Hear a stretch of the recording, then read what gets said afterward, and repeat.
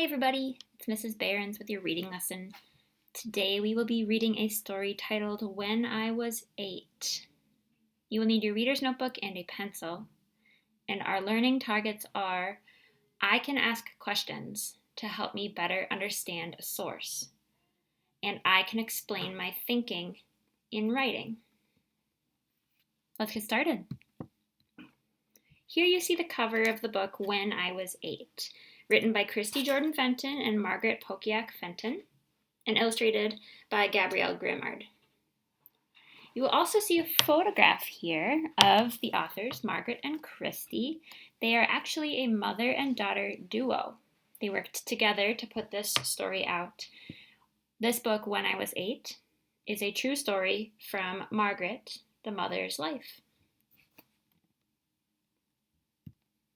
When I Was 8. This title page has a photograph. This is a real-life photograph of the school that Margaret attended. So keep that in mind as we move through this book. Remember that this is a true story. And as we read, be sure to think about who is telling this story, both from within the story as well as from the author's perspective. Here we go. When I was 8.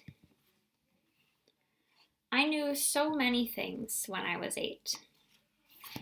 I knew how to keep the sled dogs quiet while Father snuck up on Caribou, and to bring the team to him after a kill. I knew the sun slept in the winter and woke in the summer. And I knew that when the sun-warmed Arctic Ocean shrugged off its slumbering ice, we would cross it to trade furs with the outsiders.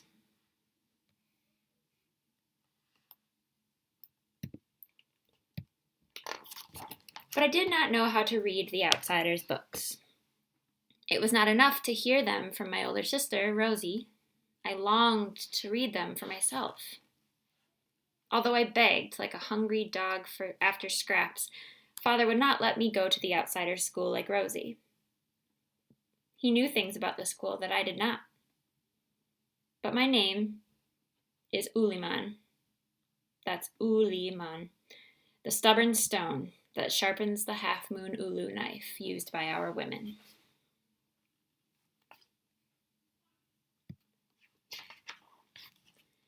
I wore away at him all through the winter, and when the sun awoke again, we traveled to trade with the outsiders. He reluctantly left me at their school. A black-cloaked nun cut my hair. I felt naked as my braids fell to the floor, stripped of my warm parka. I was made to wear a thin pinafore and scratchy underwear, with stockings too small to stay above my knees.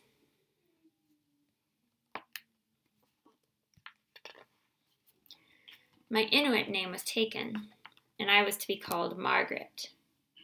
All I had left was a beautiful book my sister read me about a girl named Alice. I hugged it to my chest and tried to be brave like the girl in the story. Every day for weeks, we woke very early for chores. Instead of sitting in desks, we scrubbed the floor beneath them. We washed walls and dishes and laundry, and then we went to church and kneeled on our already aching knees to clean our souls. I worked hard, but it brought me no closer to being able to read.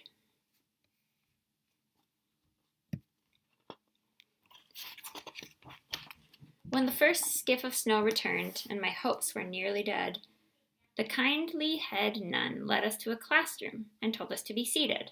At last, we were going to read. Behind the teacher's desk sat the nun who had cut my hair. I didn't want her for a teacher, but I sat very tall so she would know I was eager. A few older girls raised their hands. So I did too. The nun laughed and motioned for me to stand and read. Read? I couldn't even speak English. I scowled at her as the other girls giggled. Instead of learning to read that day, I spent the rest of class with my nose in the corner and my stockings slouched around my ankles.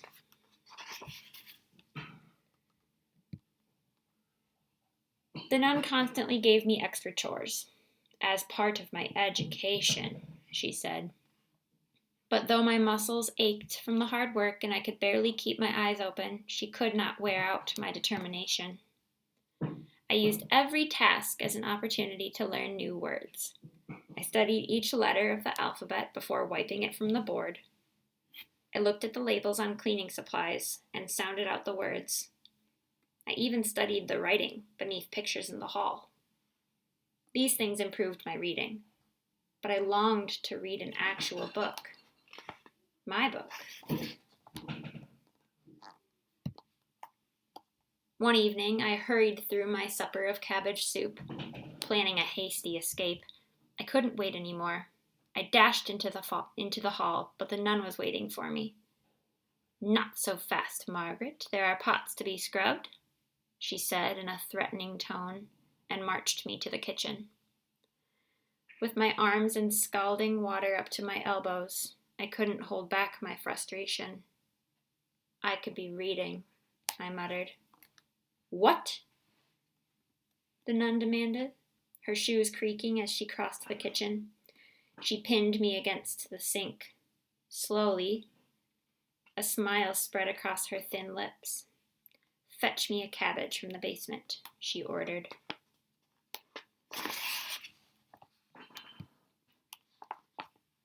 I had heard stories of children who disappeared down in that dark cavern. I descended each step deliberately, hiding my fear. My hands quickly found a cabbage in the shadows, and I scurried up the stairs. But she slammed the door, shutting out all light.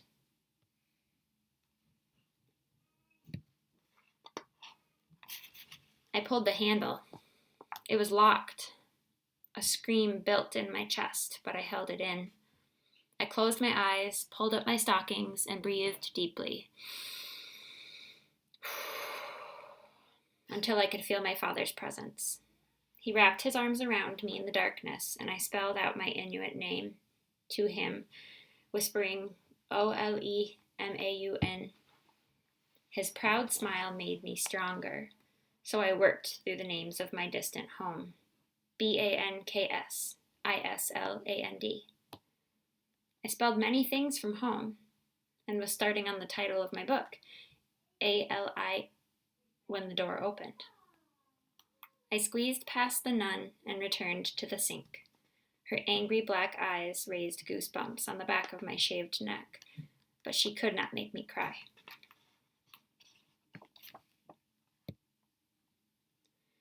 When I returned to the dorm room that night, all the girls were giddy. Everyone had beautiful new dark stockings. I pulled off my old ones, took my place in front of the nun, held out my hands, and closed my eyes. The nun cackled loudly as she handed up my pair to me. Laughter instantly filled the room. They're red," I stammered in disbelief. "Only circus clowns wore red stockings." I ran to my bed and opened my book. I stared at the letters, holding back my tears, until those letters became words, which grew into a familiar story. I could almost hear my sister's voice reading about the cruel queen, and I let the story carry me far away from the laughter.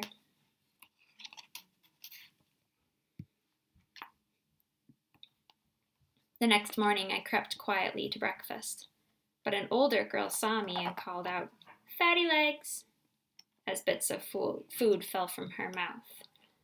"Fatty face," I shouted back, "F-A-T-T." The nun swooped in. "If you cannot get along with the others, you can tend to the laundry," she hissed. I entered the laundry and stood beside the large vat with the fire cackling beneath it. And then the idea came to me. I knew what to do with my stockings. I burned them to ashes. I felt like Alice after a bite of magic cake, as large as the entire room.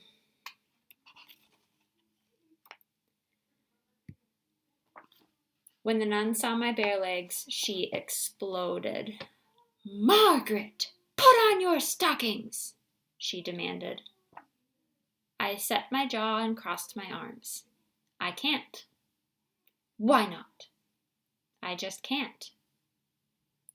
Her face grew very red, and she ordered everyone to search the room, like the Queen's henchmen in my book. They scurried around, upturning everything.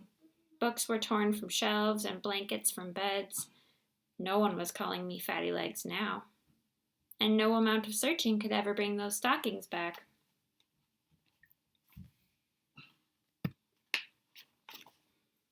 The nun snarled when I was allowed another pair. In my new thick gray stockings, I felt victorious. But when I strode into class the next day, the nun slammed a book on my desk. It was a green reader, like the older girls used. "Page 34, she said.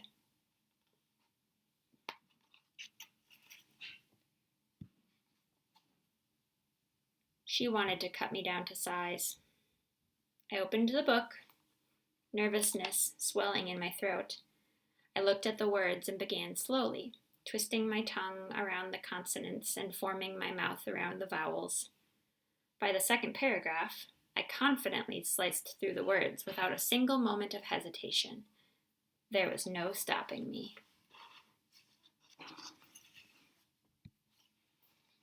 When I finished, I looked up, but the nun was facing the blackboard. "Sit down, Margaret," she said. I felt a great happiness inside that I dared not show. I quietly took my seat. I was Uliman, conqueror of evil, reader of books. I was a girl who traveled to a strange and faraway land to stand against a tyrant like Alice. And, like Alice, I was brave, clever, and as unyielding as the strong stone that sharpens an ulu. I finally knew this, like I knew many things, because now I could read.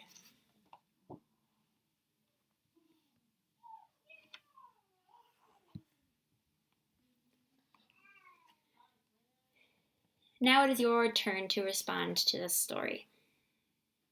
Remember, our learning target for today is, I can ask questions to help me better understand a source. And as we read, we thought about whose story this is, who is telling the story. Today you will be answering these 3 questions in paragraph format. The first is, what type of source is this book? Is it a primary or a secondary source? The second, how is learning about a community different than learning from a community? And third, in your opinion, is one way of learning better than the other? Why?